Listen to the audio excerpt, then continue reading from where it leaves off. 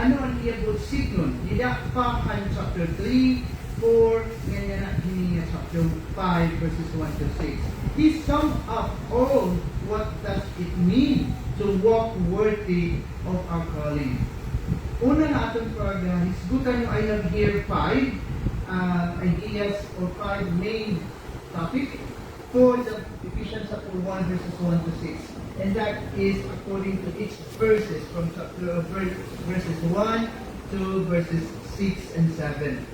So, una, we're going to imitate God and leave the example, avoid evil, the reason for change, why do we need to change, and he said, at last, don't be deceived. So, those are the things that we are going to talk about this morning. In summary, the goal is to imitate God.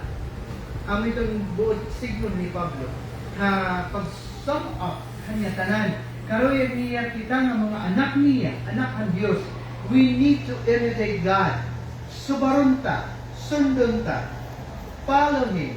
Imitate means, kung ano niya yung bubuhat, bubuhaton ta. Ano ang yayakan ng Diyos? Yayak nun natin. We are to be what God has created us. Diba nang sarili ng Genesis chapter 1 or chapter 3, we are created in the likeness and image of God. And the image and likeness of God is His glory, His holiness, His likeness is none can compare to. And if we are created in that, to be in Christ, remember in Ephesians chapter 2 verse 10, where we were told that we are God's workmanship, remember that? Ginhimo kita ang Diyos, He is the potter and we are the clay. Kita ang iya maniobra, kita ang iya masterpiece. Created in Christ Jesus for what? Para ano kita naginhimo ang Diyos, tidak kan Kristo. Para ka maupay nga pagbuhat. It is so natural for children to be like their parents. Diba? Nakadungdung ka mo, hijaer, kita nga mga, kamo nga mga anak na iyo i-imitate, iyo susubad. Danay itatingog na puro pareho na hitingog iyo mama, puro pareho tingog iyo papa, iyo panggawi nga tanan, pamatasan, pagyaw-yaw nga tanan.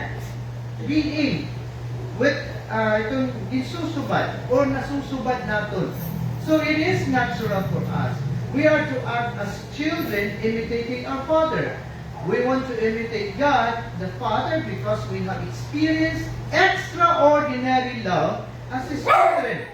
Diba? Na-experience natin ang gugma na natin Diyos. And with that, if our God, our Father, is love, then we need to imitate Him by loving others as well. Di ba nasing niya, if you love God, love your Father or your God with all your heart, with all your soul, with all your mind, with all your strength.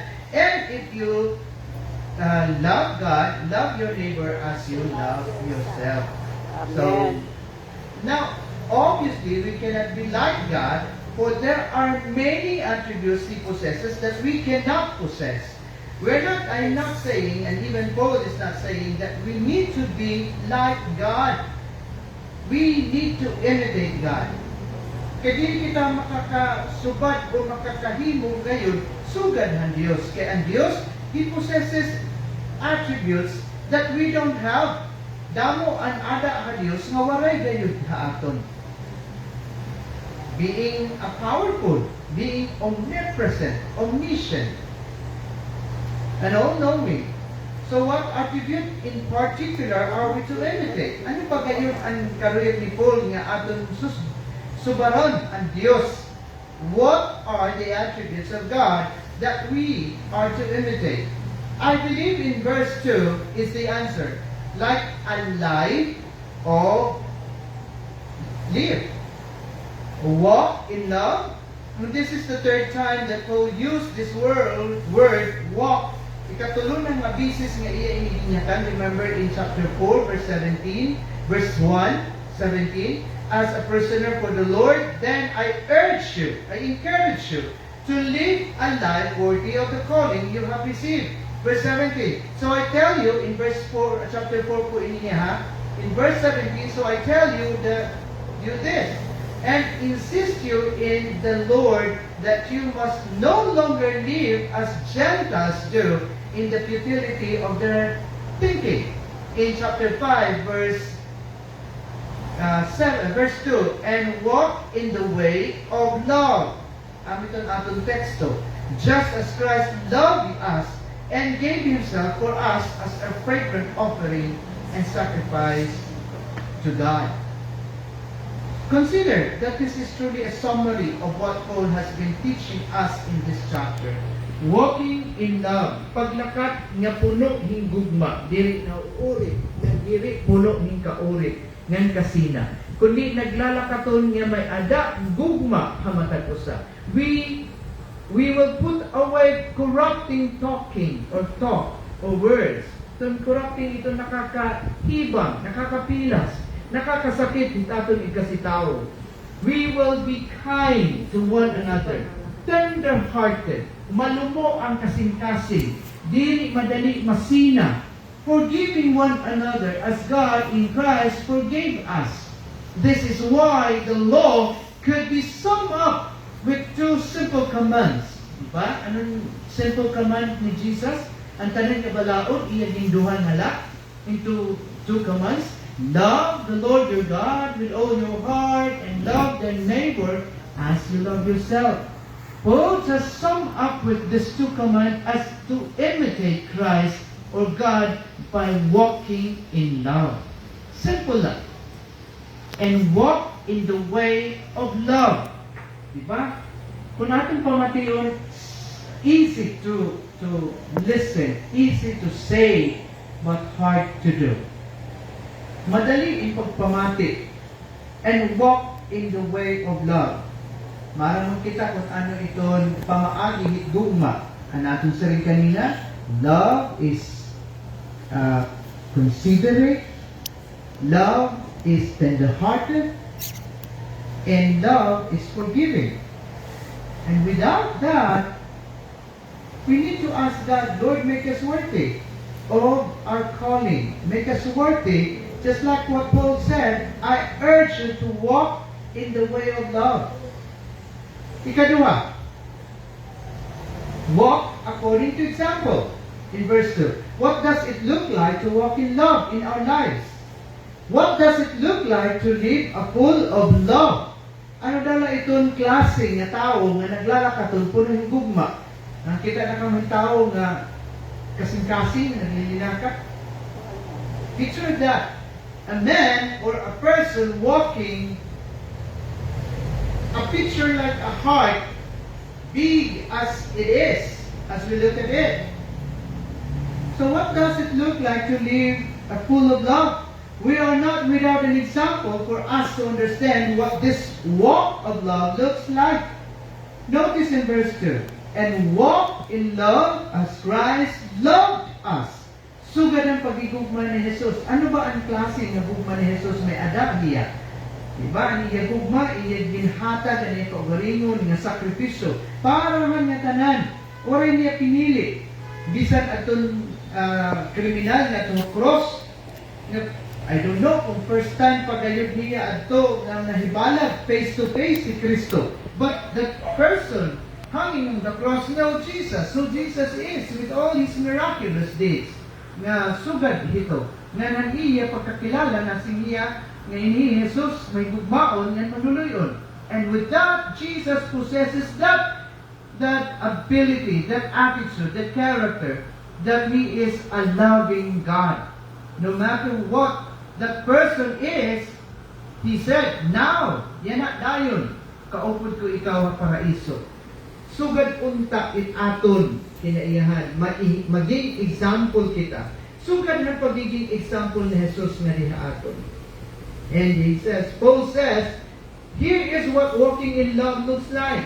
As Christ loved us, we keep our eyes on the example of Jesus, who is the model or model of what it looks like to walk in love. We are to pattern our lives after His love. Ato nang ta ihukma ang atong kinabuhi dida han klase nga gugma nga ada kang Kristo nga ada lang kang iya amay. Love is to define all that we do and all that we say. Love is a lifestyle of a Christian. Lifestyle. Ano lifestyle? Hindi kinabuhi. Iyan na kinabuhi. So magsalit ka nga rin nga Kristiyano ka, wanay ka kaulit. Gugma itaadahain mo. May gugmaon, malumo. A practice of love, or of life, for love. But here is the challenge to walking in love and looking to Christ as example. How did Christ love us? Kulawon ka daw, ikaon ka daw. Ano ang klase nga gugma itaada kang Kristo? Kaya amo man impapaihemplo, amo man impapasusbaranan. Notice that Paul says that we are to walk in love as Christ loved us. The example is that Christ gave Himself for us, di ba? Inhatag ni Kristo niya kaugalingon para aton. This is love truly defined. Ang ito ang pag-intindi ng definition and kahulugan ang tinuod nga gugma. Love is not just giving. Dili man say, may gugma man ako kay mahinatawon ako, nahatag ako. You can give without loving, di ba? Nakahatag ka o nakakahatag ka bisan dili ka na higugma. But you cannot love without giving. Love is the giving of self. Think about this truth. Missing this truth is why marriages and parenting fails. Diba? Naguguba itong pamilya, nagbubulag itong mag-asawa, nag-broken itong family because the foundation of the love is not in God and sumala kang Kristo. You do not love your children by giving gifts.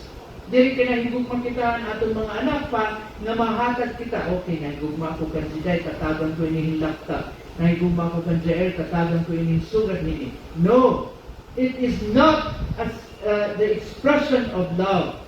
You love your children by opening your heart and giving yourself to them.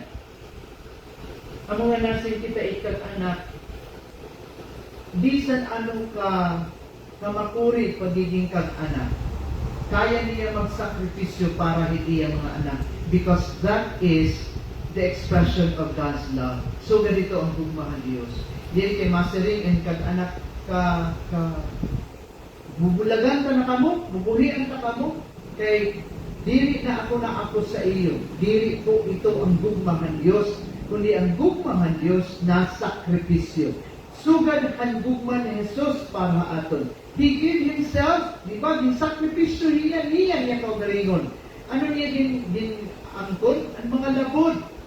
Pag-antos, para haakon, para haimo, para haaton nga tanan, nga maluwas kita, nga madara kita, balik kita haiya amay. And this is what Christ did. Christ did not just love or give gifts to us. He gave Himself. Wala niya maghatag ng mga regalo. Wala niya maghatag ng katambalan. Kundi labawan niya tanan, ginhatag ni Kristo ang iya kaugalingon. Notice that this act of love was a fragrant offering to God. Christ's love cost Him His life, which was pleasing to God. Walking in love means that we will give ourselves to Christ and to one another. Okay? May I repeat this one? Ang paglakaton nga may ada gugma o gugma nga nakikang ha Diyos, dida kang Kristo, karuyag singon, kaya naton ighatag ang atong mga kaugalingon para han aton igkasitawo kay nahigugma kita. That gives all of who we are. Ihatag naton ang hulbos, bugos nga aton.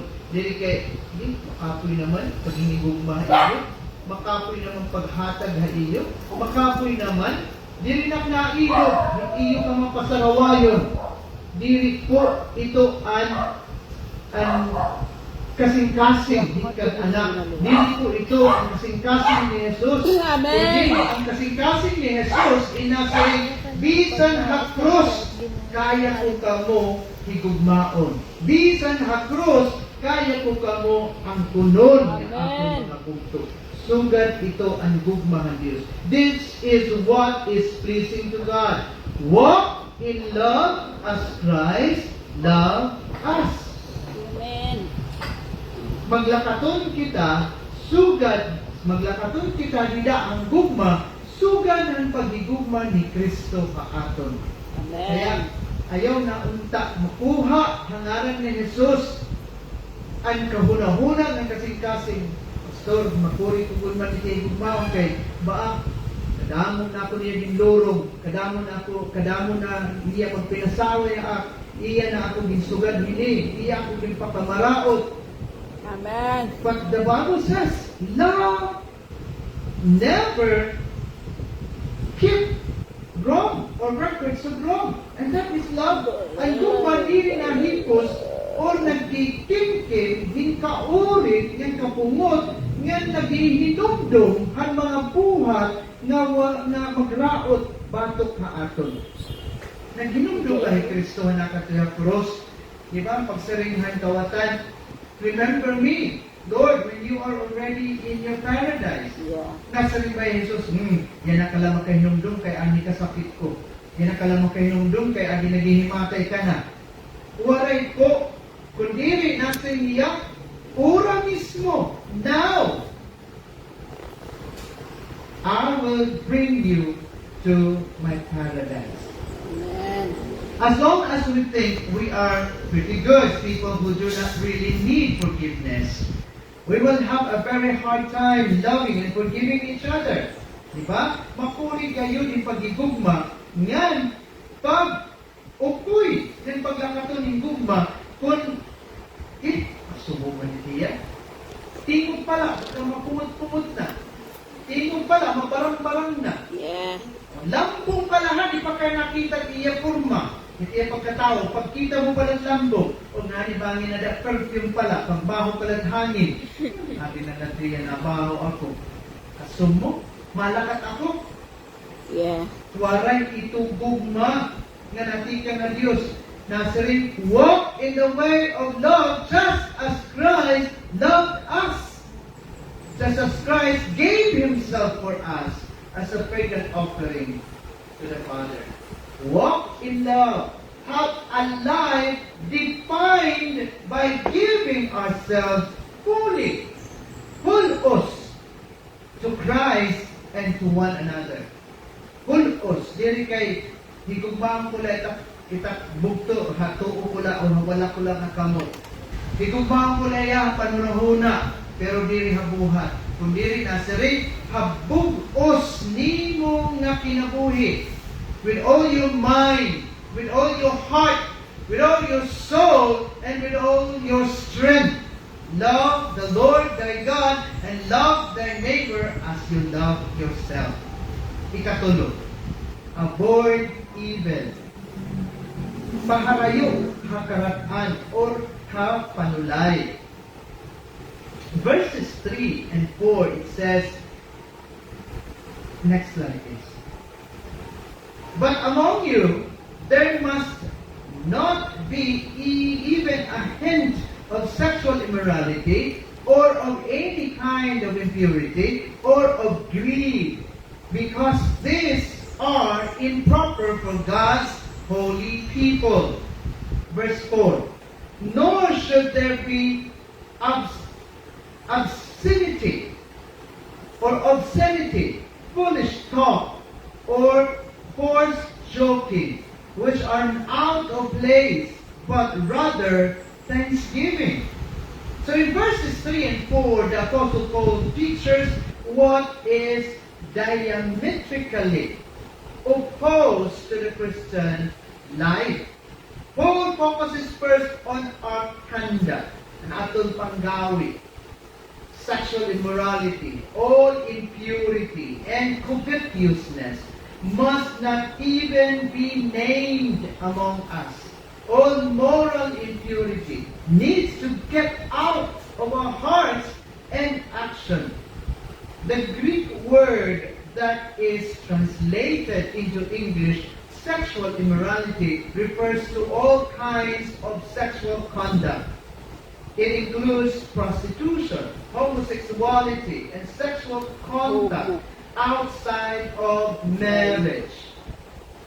It speaks of any kind of sexual activity outside of marriage. Relationship between a husband and a wife. We live in a world today where sex before marriage is expected. Isa nga ni ng mga Kristiyano na, mga leaders sa simbahan, nagpapakasal kung burod na. May asawa na. Diba? Nagpapakasal kung makahuna-huna na. Diba? Walay na. Because they don't value sex as sacred in marriage or in the relationship. Speaks any kind of sexual activity outside of marriage. However, Paul teaches us that this behavior are sinful. Any sexual conduct is to be reserved for marriage alone. Okay? Mga batanon, iton pakikighilawas, iton aton pakikig-sex, para budla ito nakareserba, reserved for marriage alone. The word for impurity is even broader than sexual immorality, referring to anything that is unclean. Thus, Paul says all sexual immorality and all impurity must not even be heard among us. An outsider should never have an opportunity to name one of these vices as characterize our lifestyle. To make the point another way, love avoids this behavior because there is no love to show in this behavior. Waray po tinuod nga gugma, ngan pure nga gugma, hini nga mga binuhatan. You do not love the soul of your boyfriend or girlfriend or fiancé if you are sleeping together or living together or have sexual contact of any kind. Dili po gugma nga tinuod it-imo ginaabat kung dili imo ginuuna anay pagpakasal paghimaya ha Dios. Masig na rin pa mo kami, Pastor, kaya 10 years na nga kami na nag-live-in. But then, if you really love each other, then be married. Magpakasal ka mo. Kaya amo isarin ni Biblia. Let us not put excuses because the world accepted it, then it is so. No, it should not be. What the Bible is, among gayud ito hiya. Nasari, mahalayo kamo in mga sugan ini. Covetousness. Ano covetousness? The drive to have more and more.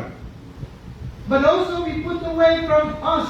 We put away from us. Again, the world teaches us to want more. Diba? Nasa damot mga slogan na kalibutan. Follow your heart. Do you think it is good? Tinuod ba ito? Maupay pamation? Di ba maupay pamation? Follow your heart. Be yourself. But you know what? It is what the world is saying.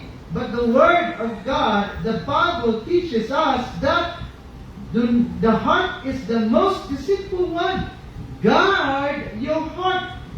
Bantayin mo kasing-kasing. Kaya kinasing kalabutan, follow your heart because it's easy to do.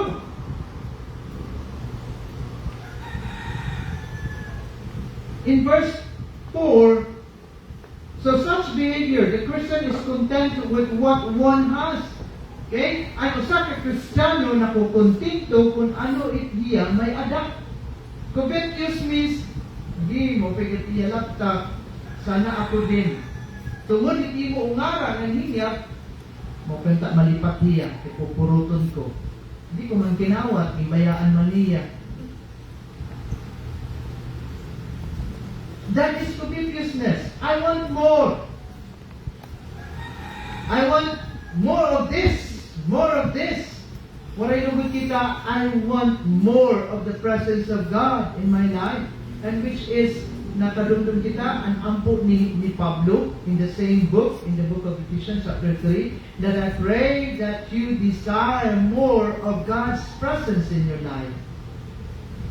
The Christian is content with what one has. We are not motivated by greed, being kahakog. We are not driven by material gain and accumulating positions. And such behavior must not ever be charged against us.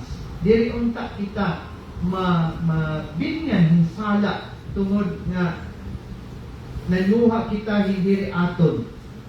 Naglabot kita ng mga butang kay tungod nga waray kita ng karuyag naton. In verse 4, nor should there be obscenity. Speaks to our words. This cannot be filthiness in our actions, nor in our words. We cannot behave with filthiness or talk in a filthy way or foolish talk. Mga linurong-lurong ba, kalurungan. Listen to what Paul says. This word are out of place. Kundi anong siringiya na kanundong kawan na atong previous Sundays, nasa niya kundi ang mga pulong na nagawa sa atong baba is season. Nakakahimaya, nakaka-edify in atong ikasitao. They do not belong to our lives. Rather than having flippant speech that dishonors God, we are to voice thanksgiving to God for who He is and what He has done instead of filth. Let our words be full of thanksgiving. It says there, which are out of place, ini nga mga panyakan, ini mga kalurong-lurungan. Waray unta ito haaton, kundi ang nagawa sa atong baba, mga pagpasalamat, pagdayaw, all full of gratitude. Consider, does filthy talk come from your lips when you are full of gratitude? Makakapanyakan ka ba in mahugaw? Kung nani mo kasing-kasing puno ng pagpasalamat ng to Diyos, di ba diri? Pero kung nani mo kasing-kasing puno ng hugaw, aw it magawas dida haimo baba. When you are thankful, does foul language and crudeness come out of your mouth? Not at all. Thanksgiving must be on our lips. And by doing so, we will be prevented by speaking corrupting words against our brothers and sisters. Remember the test of our words in Ephesians chapter 4:29. Do our words build up the person? Ano sa rin at verse chapter 4:29? Nga dapat ang atong mga pulong na nagawa sa atong baba, nakaka-edify, nakakahimaya, nakakaupay, nakakalipay.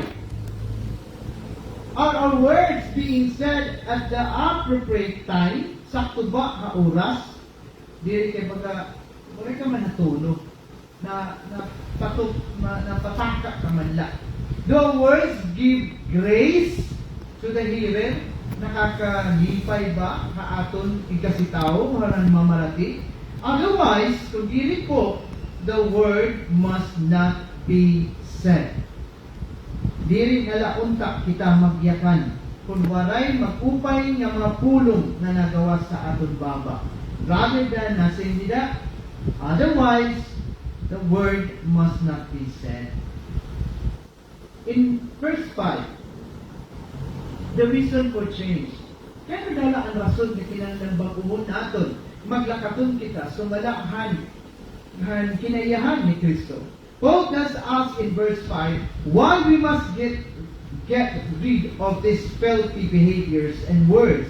The reason why we must not be impure or greedy or sexual immoral or speak evil words is because anyone who does these things has no inheritance in the kingdom of Christ.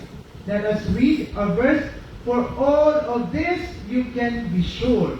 No immoral, impure, or greedy person, such a person is an idolater. He has any inheritance in the kingdom of Christ and of God.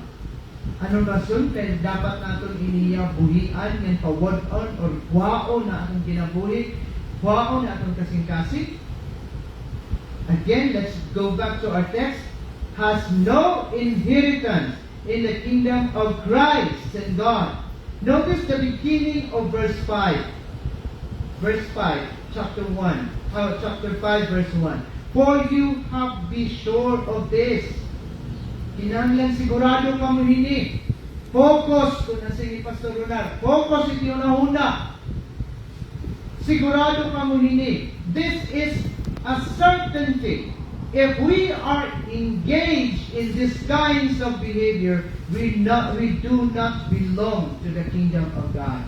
Dili ka anak ng Diyos, anak ka hanyawa. Kung ang mga pulong nga nagawa sa imo, nakakahibang. Kung ang mga pulong nga nagawa sa imo, puros kalurungan, waray katuturan, waray kaupayan, na imo'y kasitaw, na kung ang imo ginihimo, nakakahibang, nakamaraot, na kung imo'y kasitaw, waray kita kapuslanan, nga angayan kita nga dili tawagon nga anak ng Diyos.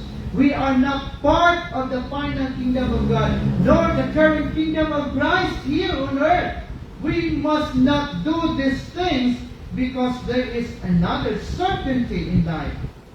We have a saying that there is two certainties in life. Diba? Maaring kita, balik-balik ini. Duhala ang panganagtuan na sigurado hitaw. Kinabuhi, na wali katapusan, nga ng kamatayon, ang impyerno. Which one do you want to live? Here is the third certainty. No one who practices sexual immorality or impurity or greediness will have any part of Christ now or in the future. Waray po naton parte ida hanlawas ni Kristo nga idaan iya ginhadian niya na kung aada ini nga tanan haaton. Let's go back in Ephesians chapter 1:14. Paul told us that one of the great identities we have in Christ is that we are heirs in Him. Anong kita iya? Tagapagmana kaiya. Pero kung tagapagmana ka, then buhata. Ang sumala, imo agaron. Sumala, nag-adaptar ka imo. So I want to zero in one particular word in verse 5. It says the person is an idolater. Idolaters. We say, when we do these things, that we are idolaters. When something else becomes the center of your life, other than God, you are idolater. And that is idolatry. Itong medali mong gindu Diyos, medali mong ginpa-priority, medali mong ginuuna, usa ang Diyos. Nakadumdum ka mo ano ang giunahi nga balaod or in the Ten Commandments. I am a jealous God. Siluso ako nga Diyos. Karuya kang Diyos, iyan na at atong Diyos. Nasa yung masaring kita. Dili man kami singong pastor, nga Diyos ko na ito. Anong kuman, kikinahanglanon man. Which is more important, God or these things? Which is more important, God or your time? Which is more important, God or anything in this world? Kamu na lang po ito maghuna-huna. That is what idolatry is all about. You place a higher value and priority on something in life and make it your God. Bisan ka mo diri akong sumiring. Ngan ha Diyos, Ginoo, hindi man nila akong Diyos. Ikaw man ang akong Diyos. Ayaw ganaton duro nga ang Diyos. Una-una, Diyos siya, na mas maaram, itaton kasing-kasing, nga tunahuna, nababasa niya, bisan nga ni ihapit at buhok, maaram niya, even the number of our hairs He knows, even the number of the sands in the ocean, maaram niya, kanya ang Diyos. Kaya dili natin po manunurong ang Diyos. We cannot fool Him if we say, I love God, but I need to prioritize this one. I love God, but I need to go there because of my family. I remember a story in Facebook. Domingo nga adlaw, ang magtiayo, mag-asawa, ang lalaki, pastor, ang babae, siyempre, nagsiserve gihapon na simbahan, kay both of them are full-time in the ministry. Ito maaga, na-observe nila na ira anak, kinukurian, ngan, kinahanglan i-rush hospital. Look at the story. Di ba kung kita itada, masingta ayo anay, o unahon ko, ikakadto to ira-rush ko niya hospital. But the story is so extreme. Nga anilang buhat, they prayed, Lord, protect our daughters, nga ikaw bahala. Waray nila i-rush hospital. Kaya maaari nila ang ira membrohan simbahan at na, naghihinulat na sa simbahan. Ngayon buhat, they pray for the child, and then nasing nila, let your will be done. Maaari nila nga mapatay ang ira anak. Waray nila i-rush hospital. They go to church. Pastor preach. As if waray na may nainabok ka irabalay. As if waray may ada emergency na nainabok ka irabalay. And in the middle of his preaching and in his prayer, he prayed. Nag-ampo niya, pastoral prayer. And he even prayed for his son. And dumalagan ang iya-asawa sa mering ang aton anak, maupay na. Oo, masaling kita, i-rush sa hospital. That is the practical way. Yes, it is practical. But kung ikaw ang papilion, which one do you prepare and serve? Just like what Isaac, in the life of Isaac and Abraham. Maalam ni Abraham, usa-usa na niya anak, pero nung sabi ng Diyos, pakadto hindi nga bukid. Ngan, i-sakripisyo ang imo anak. Kung ikaw ganin kag-anak, kumalagyo ka, nagpaharayog ka. But, tungod iya pagtuo, because of His faithfulness, nanan iya pagtuo, iya faith, nga tuha Diyos, nakasiling niya, God provides. So in everything, brothers and sisters, dili po buwaon ang pulong ng Ginoo nga nasin niya. Seek ye first the kingdom of God, and all these things shall be added unto you. It is there. Kung may ada, usa ato na ira kasing-kasing nga may ada, idolater or idolater kita, has any inheritance in the kingdom of God and of Christ and of God. Walay kita, ano pa niya? Inheritance. Walay kita masukuha, masusundan. Kaya nag-aantos na gihapon, balik-balik ang cycle ng kapurian ng atong kinabuhi because we know the truth and what the truth is. But we keep on denying because this is what we need. But what God needs and wants is for you to come and worship Him. These are the hard words, but Paul said, it is to us because we deceive ourselves. Napalurong kita, haatong kaugalingon, into thinking that we can desire the world and still be worshipers of God.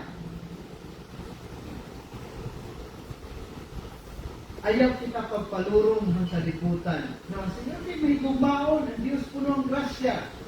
Di ba, nasa rin ang Biblia, Genesis, kinahanglan ka maghago, tao, para ka mabuhi. Di ba? Amen. Nasa rin ang Biblia, nasa rin Ginoo, tungod na nimo sala, maghahagog ka. Pero, iba na po, yan na, nga panahon ng grasya in the grace dispensation of God. If you dare love God, love Him with all your heart. Love Him with all your soul. Whatever is the center of your life, it is your God. Kung ano sentro itimo kasing-kasing, amo ito itimo Dios. Jesus must be our everything and be the center, and otherwise, it is idolatry. Katapusan. Don't be deceived. Ayaw kita pagpaluro. Do not be deceived with empty words, because this behavior and words bring the wrath of God upon them. A person is lying to you if they say otherwise. They speak out of ignorance and darkness. Next slide, please. It says in verse 4, let us no one deceive you with empty words. Bring